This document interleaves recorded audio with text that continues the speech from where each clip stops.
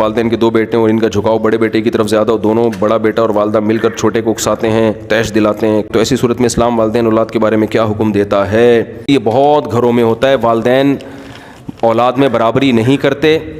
یہ بہت زیادہ ہم نے اپنی زندگی میں لوگوں کے گھروں میں یہ چیز دیکھی ہے. تو بعض والدین ایسا کر رہے ہوتے ہیں, ایک بیٹے کی ہر غلطی ہضم اور دوسرے کی چھوٹی سی غلطی کو بھی ہائی لائٹ کر رہے ہوتے ہیں, اس کو ساتھ سوتیلا پن ہوتا ہے.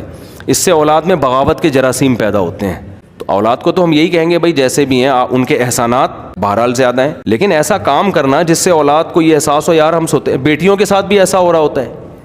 اچھا, بعض کا جھکاؤ بیٹیوں کی طرف ہوتا ہے, بیٹوں کے ساتھ سوتیلا پن, بعض کا بیٹوں کی طرف, بیٹیوں کو لفٹ ہی نہیں کرا رہے ہوتے وہ. تو یہ سب غلط چیز ہے. ماں باپ بھی بے لگام نہیں ہے شریعت میں, ان پر لازم ہے کہ وہ اولاد میں برابری کریں.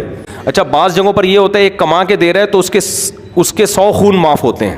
جو کما کے دے رہا ہے اس کے 100 خون معاف, اور جو بیچارہ کما نہیں رہا اس کا قصور نہیں, اس کو جاب ہی نہیں مل رہی, اس کے ہر اچھے کام کی بھی برائی. یہ بھی ہوتا ہے. تو اولاد کے دل میں پھر نفرت کے جذبات پیدا ہوتے ہیں کہ ابا اور اماں کو جو ہے نا پیسوں سے مطلب ہے. تو یہ بہت ہی شیطان کو برگلانے کا موقع ملتا ہے. تو ماں باپ کے لیے جائز نہیں ہے. میں اتنا زیادہ ان چیزوں کا خیال کرتا ہوں, اتنا زیادہ کہ میرے گھر میں جو چھوٹے بچے ہیں نا, جیسے کبھی ایک کو اپنے ساتھ سلایا تو اگر دوسرے کو یہ محسوس ہو رہا ہے کہ ابا اس کو زیادہ لفٹ کرا رہے ہیں تو اگلی دفعہ میں پھر اس کو بلاؤں گا. میں اس کا خیال کرتا ہوں, اس کے دل میں یہ جذبات پیدا نہ ہوں کہ ابا کی توجہ اس طرف زیادہ ہے. اور بچوں میں یہ بڑی جیلسی ہوتی ہے. آپ چھوٹے بچے کو پیار کریں, دوسرا رونا شروع کر دے گا کہ مجھے کیوں نہیں کر رہے. تو یہ نیچرل ہے.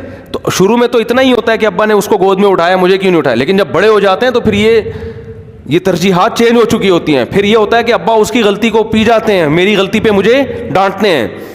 سمجھتے ہو کہ نہیں سمجھتے؟